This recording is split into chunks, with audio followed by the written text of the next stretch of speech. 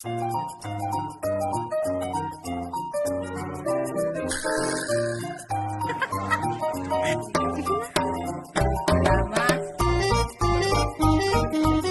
good morning everyone. Good morning sa partner ko dyan. Ayun, good morning. Today's vlog, our first hike of the month of February, the heart month. Diba? Araw ng mga buwan ng mga puso, February 1. So ayun guys, unang February 1. Yun, magpapawis tayo para lumabas yung mga cholesterol natin sa heart. Yung mga heart natin kailangan tumibok kahit walang nagpapatibok, ganon. So ayun, meron nga dito guys na ganito, yung parang ganito, ganito ka, ganito, ibig sabihin daw nito, adjust the resistance wheel to the hand, let's move with the minimum resistance. Yun guys, mag-instructor tayo. So yun, dahil with weather ngayon, umuulan, umaambon. So ayun, basta yung mga hawakan natin. So ito naman, what is upper body is straight and upper body is streets and straighten. Let's do this guys.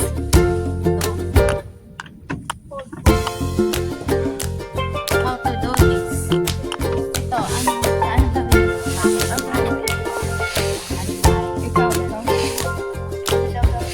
Upper. Right. Oo, ganun lang. Ay, ito daw siya, Oo, sa shoulder.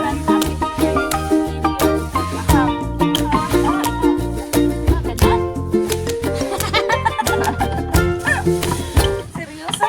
Hindi, para sa shoulder yun.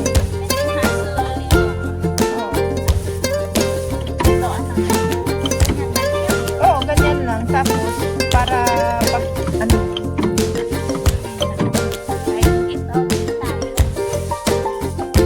yan. Kaya guys, namanipulan na natin. Yan. Ganun? Okay. O, tingnan mo. Upper body warm up.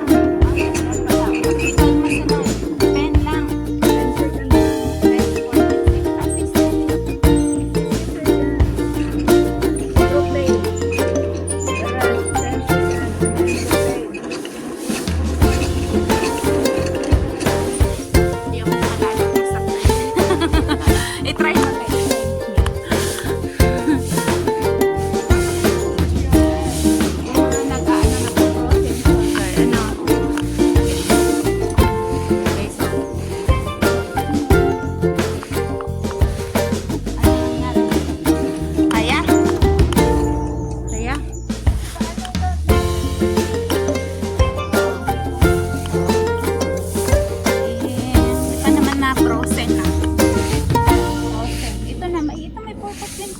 Oo. Mag-stand ka ng ganito. Daming alam ng park na ito Doon gusto ko yung doon yung naglalambitin.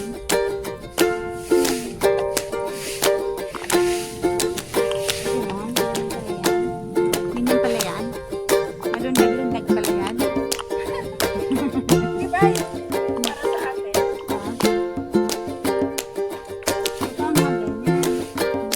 Hold the bars. Place your feet on the lowest rung. Lift your heels. Make contact with the rung. Hold the position. Take not to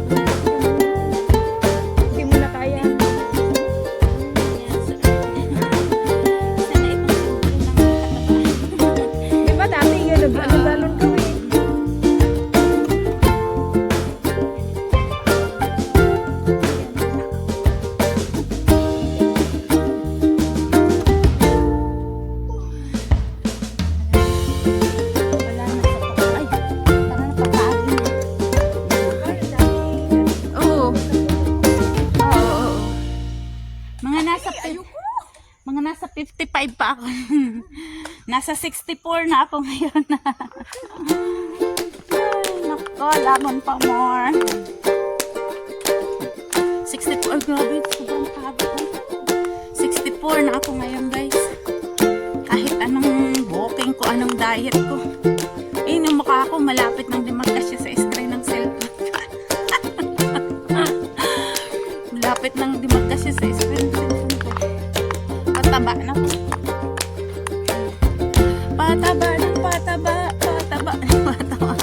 Sobrang pagi na. Uy, malamig na. Pagi, biglang lumamig. Biglang nag-snow, guys. Biglang nag-snow. Bilisan na natin. Baka maabutan tayo ng snowstorm. Ay, naku. Grabe, sobra. Ba't kanina wala man yan? Bigla siyang lumabas. Yun o, pagi guys. Yun, halos naman na makita yung daan. Sa sobrang pagi. Tapos iba na yung kulay natin. Kung dati ang kulay mo, pinamumula ngayon naninilaw. Dahil sa pagi. Hindi na lang pala ako ng langit. Oo, sobrang pagi. Yun o, halos din na natin makita yung kasama ko. So, ayun nga guys. Yun nga. Sa kasi nga yun. Ayun, first week of the month. Ayun, ang saya-saya. February 1, nagpagod tayo at nagpawis. Nag-akyat bukid tayo. Supposed to be. Weekly naman natin ito ginagawa ang mag-akyat bukid. Kasi para sa akin, ano ko eh, release stress. Oh, release stress yun. Pag-akyat ng bukid na to. Tsaka syempre, huwag natin kalilimutan na umupo dito sa favorite chair natin. Ito yung ito. Yan. Ang favorite, ano ko, favorite chair ko na ito. Yan, kailangan. Ba't inalis mong video mo?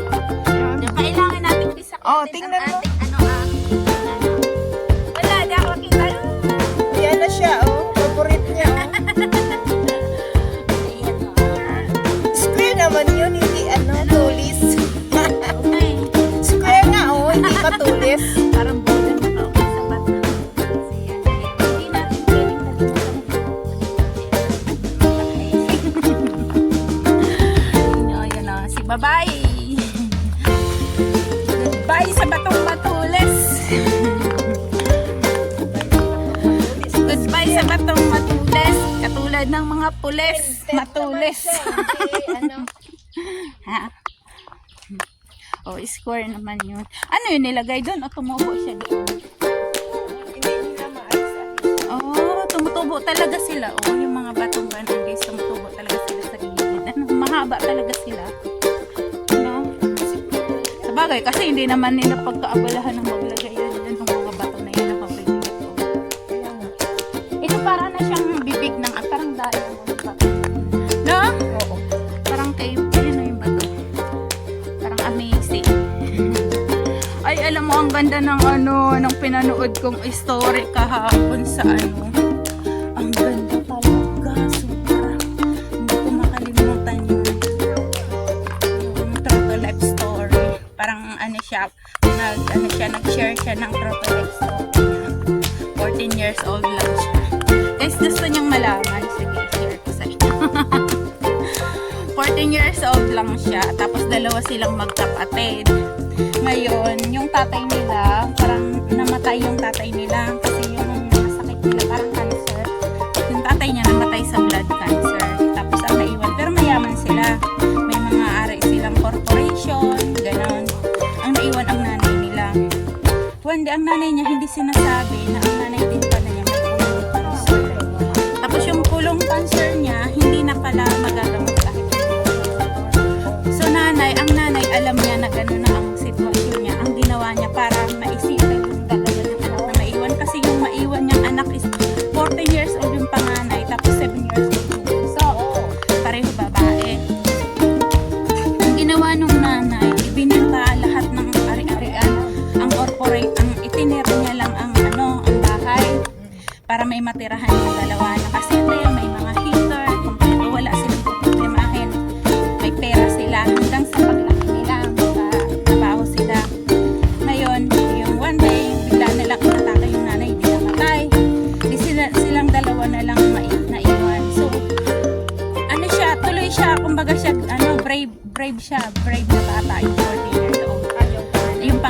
na-deprive siya. Yun, na ano na yung nanay niya, nalibing na, na-burial na. Pero that time na naka-burial ang nanay niya, yung parang yung nakoma ang nanay niya, nakatake, na ospital, nakoma, dasal sa yung dasal sa inyo, Lord, huwag mong kukunin ang nanay namin kasi siya na lang ang kasama namin, paano kami pag mawala na siya. So kumbaga, kahit gaano ka-faith yung pagdadasal niya, kahit gaano siya umiyak, hindi talaga dininig ni Lord yung kanyang ano, kasi supposed to be gano'n naman talaga, hindi naman lahat ng pray natin may answer, di ba? So may tamang panahon para dumating yung sagot sa panalangin natin. So ibig sabihin hanggang doon na lang talaga yung buhay. So yun. Di yun, namatay silang dalawa na lang namuhay. Di pumapasok siya. Pag may mga homework siya, ang homework niya kailangan pipirmahan ng nanay. Ngayon, wala lang siyang nanay. Sabi nung teacher niya, pag may homework siya, napapipirman, hindi siya pumapasok. Sabi nung teacher, may problema ka ba? Bakit months ago na hindi ko na nakikita ang nanay mo sa mga PTA meeting, sa mga patawag ko, hindi ko na nakikita. She was sick, sabi niya. She is in the hospital. Gaganan niya lang yung teacher. Tapos sabi niya, patawag kita sa principal office kasi hindi ka gumagawa ng mga homework. Every time may homework ka, hindi ka pumapasok. Lagi kang nag-escape. Tapos makikita nasa mall, naglalakad siya sa naghanap siya ng ibang pwedeng gawin para lang hindi siya pumasok. Tapos, one day, pumasok siya, naiwan ng kapatid niya, nasunog ang bahay. Nasunog talaga ang bahay. Sigaw siya ng sigaw. Anong nangyari sa bahay namin? Nasunog ang bahay. Walang natira kahit na ano. Pero yung kapatid niya pala, nasa labas naman. So, naisave niya silang dalawa na lang. So, paano na tayo? Nagugutom na tayo. Wala tayong bahay, walang pera. Naisipan niya pumunta sa school. Di ba sa school may canteen, may mga libreng, may PTA meeting. So, wala namang pasok. Nandoon lang ang mga parents, may meeting. Silang dalawa, dahan-dahan sila punta sila ng canteen. Nanakaw sila ng pagkain. Inahuli sila ng gwardiya. Sabi niya, habang ang mga nanay niyo busy sa pag-meeting doon, kayo nandito at balak nakaw ng pagkain. Sabi gano'n. Lumabas ngayon yung advisor niya. Anong maingay dito? Sabi niya, itong dalawa na ito, pumasok dito pag nanakaw sila ng pagkain na hindi naman na allow dito ang mga estudyante pumasok. Pasensya na, officer. Sabi niya, estudyante ko yan sila. Sabi niya, anong ginagawa niya dito? Naghahanap lang ako ng toilet. Mag-CR lang tayo, sabi niya. Tapos sabi niya, halina kayo. Sabi gano'n. Ako na bala dito, officer. Huwag mo na silang parusahan. Ako na bahala, sabi ng teacher. Yung teacher na yon, mag-asawa sila na talagang hinahanga din nilang magkaanak. So, ang babae, may may sakit. Hindi siya magkakaanak kahit kailan. Pero sabi ng lalaki, kahit na anong nangyari, hindi ka man magkaanak. Basta mag-asawa tayo. Just faith in God. Magdasal ka. Magdasal tayo. Sabi niya, kahit anong dasal ko, hindi nga ako pinapakinggan. Wala nga kasing Diyos. Sabi nung pareho na sila ng bata. Na estudyante niya na, wala na daw Diyos. Hindi sila naniniwala. There is no God. Sabi niya. How can? Sabi niya. Na kahit anong dasal ko, mabuting tao man ako, hindi naman ako pinapakinggan. Sabi niya. Tapos, sabi niya, basta maniwala ka sa Diyos. Sabi ng lalaki. Kasi ako, ganyan ako, naligaw ako, nawala ako sa sarili ko. Pero nahanap ko yung sarili ko, nahanap ko kay Lord. Sabi niya, basta huwag tayong mawawala ng pag-asa. Di yun, tinawag yung bata. Tinawag ng teacher sa office. Bakit kayo sumagot ka sa akin ng maayos? Pati yung kapatid mo, isinama mo pa. Bakit kayo nandoon? Anong balak nyo? Magbilang ako ng 5. Pag wala kang matibay na sagot, ipapaano talaga kita sa officer. Kick out, sabi niya. 1, 2, 3, 4, 5. Sabi niya, wala talaga siyang sinagot. Sabi ng bata, nasunog ang bahay namin. Sumigaw na ang bata, sabi niya. Tapos sinaway niya yung kapatid niya, what? Sabi niya gano'n. Yeah, sinabi niya na, I was burned my house. So, there is nothing to place for me. Sabi niya gano'n. Wala kaming lugar na pwedeng puntahan. Nagugutom kami. Sabi niya. Ngayon, ang ginawa ng teacher, hinila siya sa bahay nila. Pagdating doon ng lalaki, ang daming handa. Kasi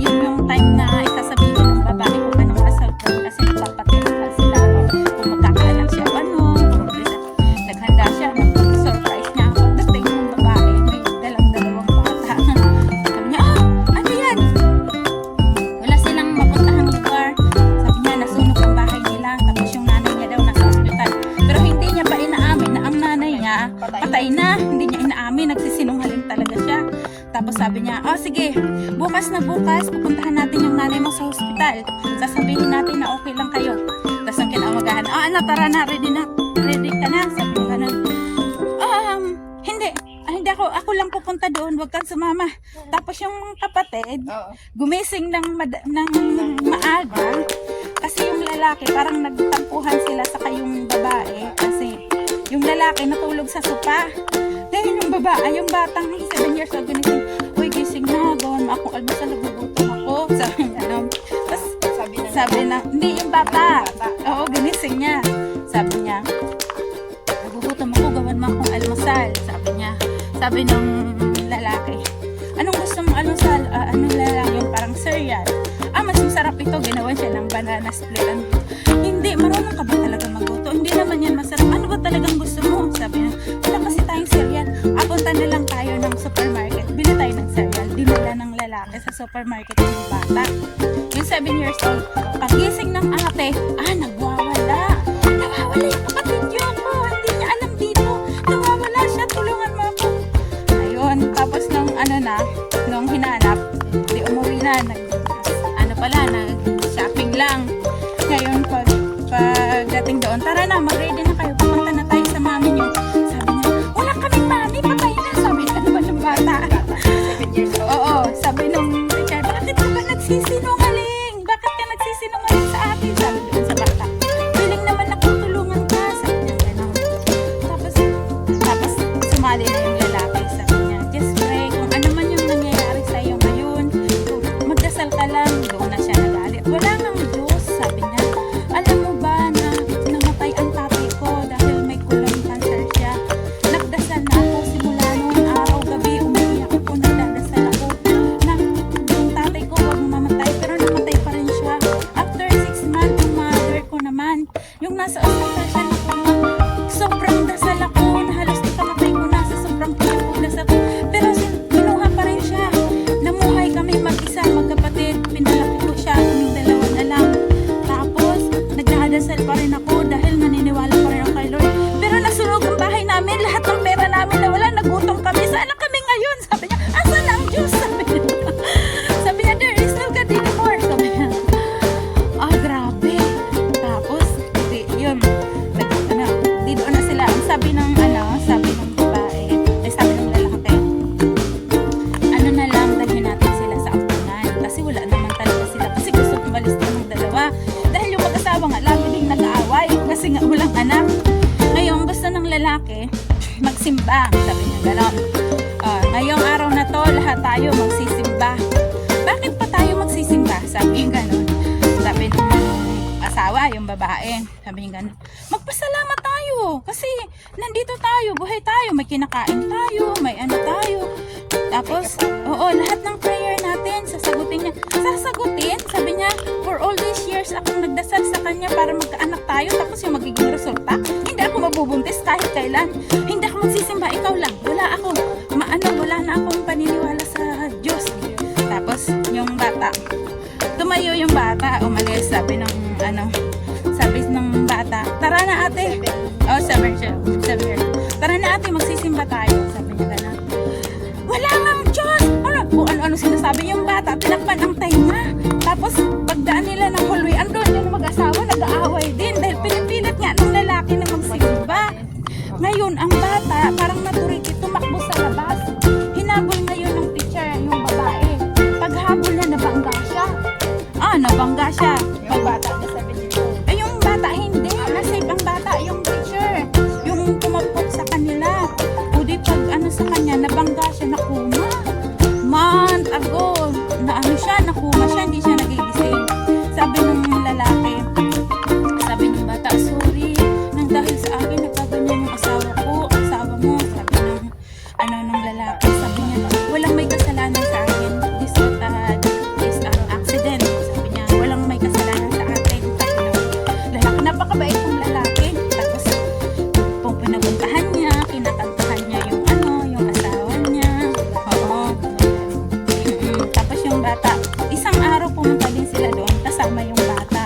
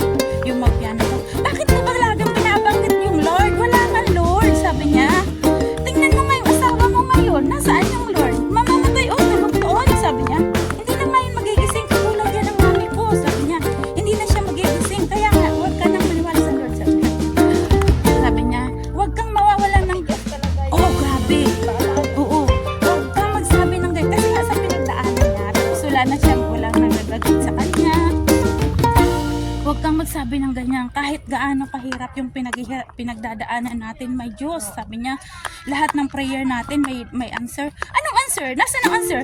Sabi niya, taon na nga yung asawa mo doon, no? Hindi na nagigising. Maya-maya may tumawag sa cellphone ng lalaki. Tapos, yung pala yung doktor, sabi ng doktor, wala na tayong magagawa. Yours, ako naman na yung asawa mo. So, mag-decide ka na, pumunta ka na dito, mag-decide ka. Kailangan mo nang iuwi yung asawa mo, antayin na lang na ganito, ganyan. Tapos, pagdating doon, yung bata na 7 years, sabi nung nag-aano sila sa spa. Yung bata, sabi nung ate, magsi-CR lang ako, huwag kang aalis dito. Sabi gano'n. Yung lalaki, pumunta ng parang sa billing, magbabayad. Yung bata biglang tumayo, pumunta doon sa babae na nakuma. Dala-dala niya ang jacket ng mami niya. Sabi niya, gusto ko lang sana kung naririnig ako ng mami ko, tulungan kang bumalik sa amin kasi ikaw na lang yung parang mami ko din. Gusto ko rin naman magkaroon ng buong pamilya. Tapos nagdasal siya, Lord God, please give me bigyan mo siya ng second chance na bumalik sa amin. Sabi niya, gusto namin magkaroon ng nanay at saka gusto kong patunayan sa ate ko at saka dito sa teacher na yun na talagang may God. Sabi niya gano'n. Kasi pag sabi ng bata na wala nga Diyos, sabi sa atin niya, sabi niya may Diyos, sabi niya sa atin niya wala nga Diyos. Bakit tayo may earth? Ba't tayo may puno? It was accidentally. Sabi niya, tumubo lang sila. Ba't may mga tao? Nangyari lang na may tao. Sobra talaga yung ate niya. Tapos, tapos nang nagdasal yung bata, nakabutan na yung ate na nagdadasal. Sabi niya, si tumigil ka na sa ginagawa mo kasi wala nga Diyos. Kita mo kaya tayo nandito kasi mamamatay na siya. Sabi ganun, sabi ng lalaki. Bakit ba hindi ka na lang sumunod sa kapatid mo? Halika, maghawak-hawak kami tayo dito. Magdasal tayo. Naghawak tayong dalawa. Nagdadasal. Ngayon, nung inaabot na yung kamay yung 14 years old, wala nga Diyos! Sabi ganon. I-try mo lang ate. I-try mo. Lahat ng bagay may second chance. Malay mo, hindi lang tayo narinig ni Lord. Malay mo, tinatry na lang tayo kung ano yung faith natin sa Kanya. Ate, please, sumunod ka na. Magdasal ka. Sabi niya, nagdasal na siya. Grabe talaga yung iyak niya. Lord, sabi niya, ever since I try so much, sabi niya, simula sa pula nagkaisip ako, nagdasal na talaga ako. Hililing ko ang lahat ng mga bagay naman napakabigat at napakahirap para sa akin. Hindi mo ako pinapakinggan, pero sana ngayon pakinggan mo naman ako. Bigyan mo ako ng second chance. Tapos, nag-aaway na sila. Kasi wala nga ang reaksyon, di nga gumagalaw yung babae, nakoma. Tapos, tingnan niyo, sabi niya, wala naman nangyari, di ba? Sabi ko sa inyo, walang Lord. Yung nag-aaway sila, nagsisigawan sila doon sa ICU. Tapos sabi nung nakumatos, why you're so guys so loud? Nagulat sila. Nagulat silang tatlo. Nagulat sila, biglang nagsigaw yung, bakit ang ingay nyo? Sabi nung why you guys all so loud? Sabi niya, gulat sila. Sabi niya, yeah, there is a second chance that God gave me because I already give up to God, sabi niya. That's why I'm here, sabi niya, to prove to you guys there is a God, sabi niya. May Diyos, siya talaga yung gumawa sa sobrang kagala mo habang nanonood ako ng luha ako. Hindi ko mapigilan, grabe. Sobrang ang ganda nung kwento. Yun, di ba? May mga siya, may reason.